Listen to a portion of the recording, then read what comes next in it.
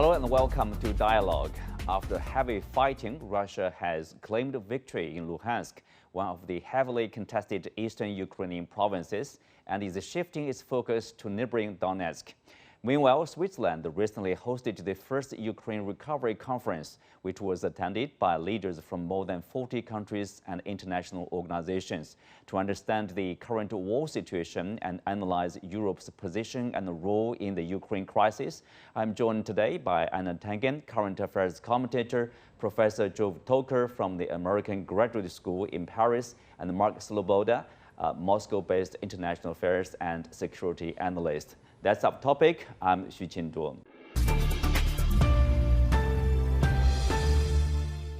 Welcome to the show, gentlemen. So Russia has captured the eastern city of Lysychansk, which gives Russia full control of the Luhansk region. Luhansk is one of the two regions in Ukraine's eastern Donbas region, let's say, together with Donetsk. So I will start with Mark. People say Lysychansk is strategically important, but then what does it mean? What does the capture mean for Russia? Okay, so Lysychansk, first and foremost, the heaviest of the fighting was done by people from Luhansk. There are tens of thousands of fighters from eastern Ukraine fighting to liberate their area from the US-backed putsch regime that seized power in 2014. So it is both strategically and symbolically important. Now all of the Luhansk administrative region is completely liberated from Kiev putsch regime forces. Where this leaves the front is a renewed concentration on the Donbass. And we will see forces are rapidly moving to the next hastily erected defensive line around the cities of Bakhmut, Soledar, and Seversk. But these defenses are not firm. They have not been built up over the last 8 years like the fortifications at Lysychansk and Severodonetsk war. And while the allied Russian and Donbass forces will take some time to renew their forces and to consolidate control of the territory, we will not see a similar long delay as forces roll forward until we reach the last defensive line of Kiev regime forces in Slavyansk and Kramatorsk. Professor Toker, the Ukrainian forces basically withdraw from the city for Lysychansk and call it basically a strategic retreat. So what is the purpose? What is the long-term plan? Well, the fact the Ukrainian command actually described the retreat as a strategic one or a tactical one, but which actually meant to be sort of a manipulation, is really limited to the immediate battlefield. As a matter of fact, as far as we understand here in the West, I mean, the evacuation of Ukrainian forces from the city was actually completed 2 to 3 days prior to the end of hostilities, and actually made Russian troops sort of waste a large quantities of ammunition as the Ukrainian troops were not anymore in the zone, so they could, at the meantime, Ukrainian forces could reorganize their forces. But these are details, excuse me, these are sordid, bloody, but details. The question is, of course, and with all due respect to what my colleague in Moscow described a minute ago, with all due respect to the lines of reinforcements and the relative quantities and qualities of the battle runs there along the battlefield, the question is, up to where? What is in Moscow's mind, or what could be on Moscow's mind, once one more city up to the south or up to the north will be taken? Then what? Then will that be an intermediary step? Will that actually get all of us closer to the completion of the Russian objective, which is that of having control over these two so-called separatist regions? And will that put an end to what we've been going through on European soil for the first time in 80 years, in form of a sovereign country crossing the border of another sovereign country and taking territories and bombarding? I mean, or is that just sort of intermediary step, and then we will have other objectives which may be on the mind and in the deeds of Russia? And I don't know the answer to that. Maybe my colleague in Moscow knows. We'll come back to that. Obviously, that's an interesting point. Everybody probably has that idea, that question in mind. But before that, Einar, how do you make of this situation, the battleground like Russia and Ukraine? The Ukrainians are receiving obviously assistance from U.S. and European countries with new weapons arriving. But obviously, the Russians are making progress, achieving basically a big success in capturing this important city. Yeah, I mean, you just heard two different narratives, one more European, one more Russian. I think the truth probably lies somewhere in between. Everyone is wondering how far Russia will go. But there is very clearly that if Russia were to take all of the Donbass or even go to the Dnieper River or try to take all the way to Odessa and control the Black Sea, they're looking at a very, very long border and possible sabotage within. There will be still elements on their side of the border wherever it is put, where they may not, they'll engage in guerrilla warfare or something like that. There has been incidences where there's been attacks and things like that. So right now it's really unclear how this is going to go, and I agree with both of them. You can say what you want about military victory. It's one thing. In America, we learned very quickly, military victory does not mean ultimate victory, and we got kind of downplayed into a morass of ongoing expenses, expenditure of troops, deaths, etc. So to me, the long-term question is how far does Russia go, and can they hold it, and what kind of peace is going to come out of this? Mm-hmm. Mark, your turn. What's the end game? For Russia, are we clear that there a clear plan from Moscow and how far they will go? It ends a lot further than Russia's initial demands were, simply because of the scale of the existential economic war on Russia. The repeated statements that these economic war will not end when the fighting ends in Ukraine, and the continual supply of weapons, however piecemeal, however they will not affect the strategic calculus at all. They are making sure that after the Donbass, that the Russian and allied Donbass forces have to press forward. They now have to take Odessa because anti-ship missiles being provided to the Kiev regime present a danger to the Black Sea Fleet. So the entire Odessa and the southwest coastline have to be taken. Likewise with Kharkov, because of the continual bombing of civilian areas, residential buildings in Russia, in Belgorod, by Kiev regime forces.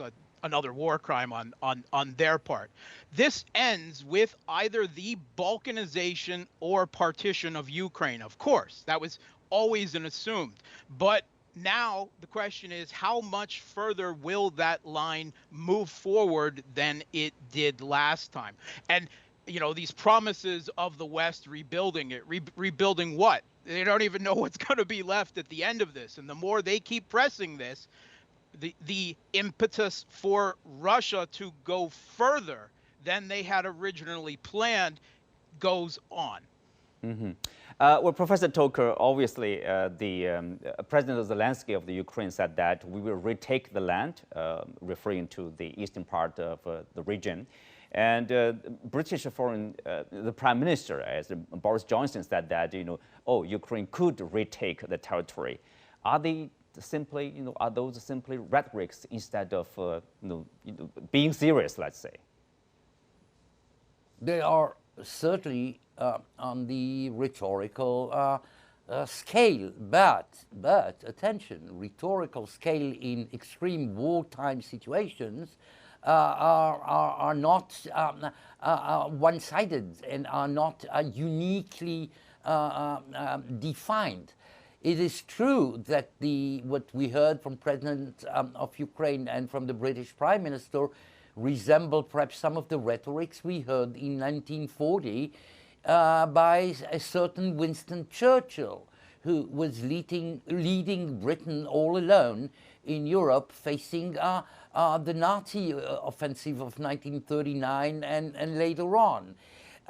We know that Boris Johnson, for example, wrote a biography of Churchill and is a great admirer of him. And we know that many voices in the West actually compared the political performance and the rhetorics of the actual president of Ukraine to that of Churchill's in the darkest moment of the United Kingdom facing adversity. So yes, these things do serve the overall morale efforts, and one should not look for direct translation and prescriptions of those things in military values and territorial quantitative Professor Toker, but they are part of the mobilization. Do you think this effort, let's say, we will retake the land lost to Russians in the east? Do you think like France, Germany, Italy, or Dutch are they also with the British? Let's say, we will support Ukraine to retake the land. That's the end goal. It depends on the time zone you're situated in if you try to make this analysis. If the question is put to us today, of course the answer is no, because we see what is the immediate balance of power along the battlefront. If we are speaking about a medium and long range effort, I do not think that we can exclude on the medium and long range time zones the possibility of Ukrainian forces, supported or not supported by others, actually taking over parts of the territories which the Russians had taken over the last few months. It already had happened over the 4.5 months battles do last. So it may repeat itself, perhaps not next week, but next month or next autumn. Well, and obviously my point is like if there's a unity, among the Western nations, for example, European countries with the US, or inside the European countries, for example, UK is more aligned with Poland and say some of the countries in the east of the European continent, rather than probably aligned with, say, Germany, France. Well, yeah, I'm going to agree with my European colleague. I mean, what you have here is time. Time is literally the enemy of both sides. For Russia, its expenditure of troops, resources, but also for Europe. This is a situation where people are, this winter, when you don't have gas to heat your home, when food prices are spiraling out of control, and when the government doesn't seem to be able to do anything about it, there's going to be a shifting of priorities. I mean, you have, 6.5 million Ukrainians who are kind of fluctuating in and out of these different areas. There's a question of how long the welcome mat will be open when the wolf is at the door. Literally, I can't feed my children. Here we are taking in refugees from another country. Things can shift in public opinion, and these are all democracies. So you could quite quickly see a change of tone. Let's have a break. We'll be back and continue the discussion right after this.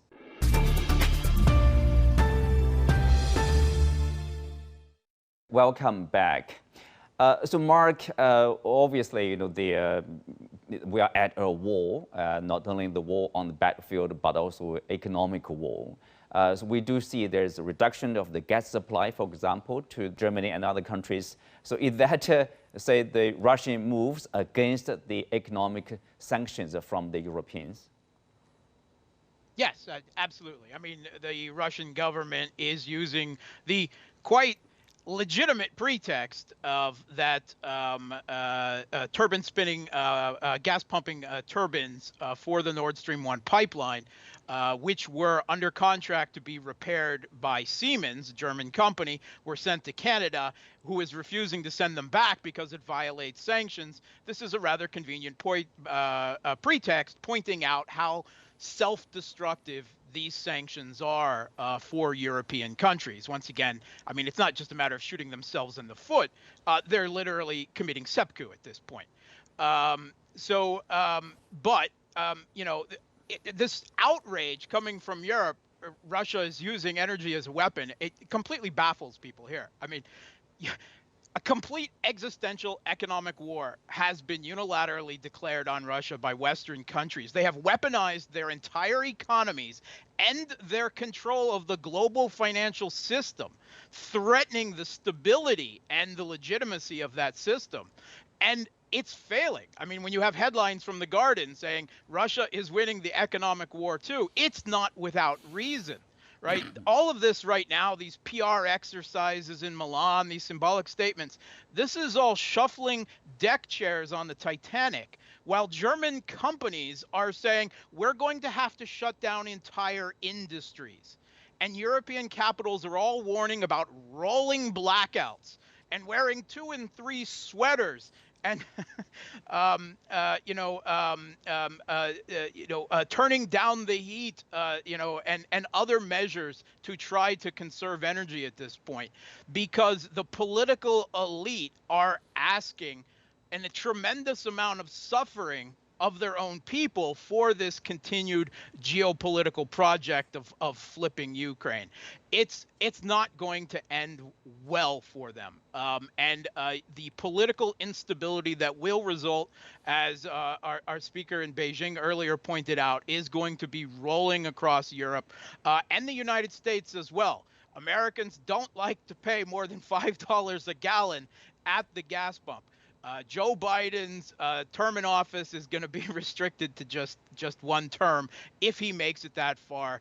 He's kind of a fragile septuagenarian, both mentally and physically at this point. So it's not entirely sure that he can withstand the strain.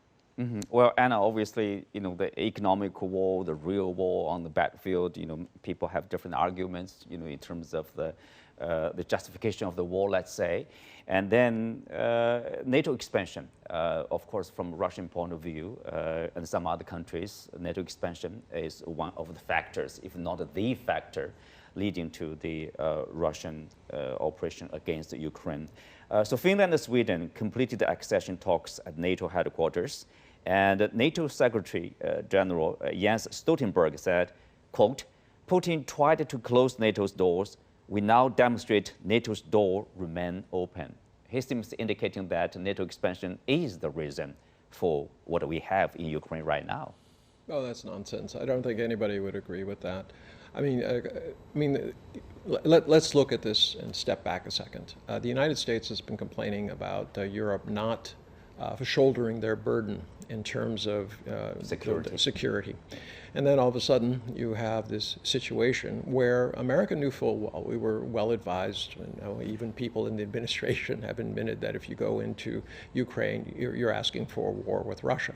So the war with Russia, what has it yielded? It has yielded a renewed effort, a renewed commitment by Europe to put 2.5% from each of their countries and expanding it into this new NATO. And this NATO is not only concerned about Russia, now they're reaching across into the Asia Pacific. So in essence, what you have is the US has been able to successfully transfer its role as policeman of the world to NATO. And in essence, having Europe pay either a half or 2/3, depending on how you want to look at it, of the cost. This is a dream for the military-industrial complex of the United States, also the war hawks. I was on a show not a few days ago where there was somebody who was talking longingly about the good old days when there was a Cold War and everybody knew where they stood and Europe was by our side and we were united against Russia. And I was aghast that there would be this kind of fond recollection for a time when we could have been plunged into a nuclear catastrophe. But this seems to be seen as a victory in Washington, and it's really troublesome. And at some point, the Europeans are going to wake up to the fact that they are going to be dependent on the U.S. for gas, they're going to depend on the U.S. for a lot of their grains, and they're going to be paying the cost additionally to this. This is apart from any kind of inflationary concerns. Long term, this is a massive shift, as I said, of the economics of quote, American security ideas from its own country to a much larger group. The thing is, like, some in the West would see it like they feel innocent, like, oh, NATO expansion is a pure defensive organization. They forget it's a military organization. They forget about the military NATO's bombing of other countries, let's Defend say, or against involvement. Who? Defend against who? I mean, it was defense against the Warsaw Pact. The Warsaw Pact is gone. Right. Russia tried to join NATO 3 times, which would have made all of this completely, none of this would have happened. So, I mean, there is a tremendous amount of fault on the European side, egged on by the US. They didn't want to see Russia in the fold. They wanted to keep them out. Yeah, we talk about NATO because obviously it has a lot to do with what's happening in Ukraine. Professor Toker, here's a response from President Putin to the expansion to include Finland and Sweden. He said, Sweden and Finland are free to join NATO because their circumstances differ from Ukraine's. They don't have the border issue over there. What's your response to that? Well, it's true that that was one of the reactions to President Putin about 2 months ago when it was announced that Finland and Sweden do intend to ask and to start the procedures in order to join NATO. But the same President Putin said 24 or 48 hours earlier that Russia will react to this intention, to this decision of Helsinki and Stockholm without precising exactly what the Russian reaction is. So, I mean, apart from, the PR effort, which we have all over the scene on both sides of the conflict, there should be, after all, a minimal level of good faith here. I mean, you can keep accusing America and the West in general and NATO as a structure of being aggressive and igniting war-like situations. But I don't know of 1 square mile of Russian territory which was actually under the threat of NATO as a whole, or the US, or European members of NATO over the last 3 generations. I know, however, in good faith, in good factual faith, what Russian troops have been doing over the last almost 5 months in Ukraine, crossing the border, leading a planned war, and keeping on. So, I mean, yes, I can see how apparatus of public relations and explanations and nice diplomatic formulas could enter the picture and try to minimize damaging elements, and in order to promote a different, misinformed picture, vision of the situation. So that's why I take the liberty of just mentioning the very basic elements which actually dominate the factual situation right now. Mm-hmm. Mark, what's your response? Do you think NATO expansion is a threat to Russia, in particular the latest, to include Finland and Sweden? Obviously, seems right now the Moscow's response is fine, it's okay, they are okay with expansion. I mean, Finland and Sweden, first of all, were already de facto members of NATO for years now, right? They have NATO standard equipment. They continually do military exercises with NATO, improving their degree of interoperability. That said, Finland and Sweden, I mean, they are small countries in very rough terrain. They do not present a military threat to Russia. Russia is not any more afraid of Finland and Sweden than it is of the Baltic states or Poland. It is the potential for the placement of U.S. military systems, air bases, use of the airspace up to the Russian border, missile systems in these countries, that presents a military threat to Russia. And Russia will respond to that. First of all, these borders were not militarized, right? It's not an actual border with Sweden, it's Gotland and the Baltic Sea, but they will now be militarized. That's not making the people of Finland any safer. It's actually making both their taxes higher and their position less safe. But there's nothing to be done about this. But this idea that NATO is not a threat. I mean, like, what planet have you been living on for the last 30 years? We've seen the complete destruction of Libya into a warlord and terrorist haven that is continually rocked by civil war to this day. We have seen the occupation of the entirety of East Syria after the jihadi proxy war backed by NATO states failed to overthrow the government in Kiev. We continue to see problems in Iraq years after the U.S. occupation of the country, and then NATO states, non-U.S. NATO states moving in, to provide backup after the overthrow of the government there. We see the failed expeditionary 20-year occupation of Afghanistan destabilization across the entirety of the Middle East and the Mediterranean world. Of course, NATO is an aggressive threat, and now they're shifting their focus to the Pacific, putting China and the Chinese people directly in their targets, really just in pursuit of global hegemony. So, of course, Russia sees a legitimate threat, and where they see a real strategic threat to their interests, as they saw in Ukraine with the de facto NATOization and the US and the UK building military bases in Ukraine, they will take action to defend themselves. And it must be said, the people of East Ukraine that were suffering under a regime bombings and attacks for 8 years as well, of course. Well, lastly, we have also this important meeting in Switzerland focusing on the reconstruction of Ukraine. But as Mark has said, the war is ongoing. So, how realistic is it to start reconstruction? And of course, there's the important issue of where the money will be from. Well, there's a lot of questions about all these organizations that are saying, oh, we want Ukraine to be in. Ukraine before, in 2019, before any of the hostilities, was about 4,000 US dollars per person GDP. It lost 50%. That's according to the World Bank this year. So there'll be around 2,000 US dollars per person. This is not the criteria for an OECD. They have not met any of the criteria to join the EU. There's a governance, there's all sorts of transparency, there are economic things, but it's this kind of rush to do it. And what my European colleague has said, it's the emotional side of it. What they say as facts is that there are people dying in Ukraine. No one countenances that. I don't care if they're on one side or the other. The issue, though, is that this was set into motion. If you corner the bear, it will fight back, and we knew that. So why did we do that?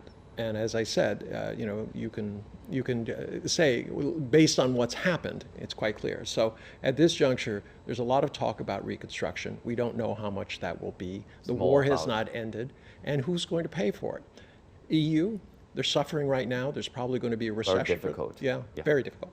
Yeah. Well, with that, we come to the end of today's show. Many thanks to our guests. You can also find us on the CGTN app on YouTube. Thank you for being with us. I'm Chu Qinduo. See you next time.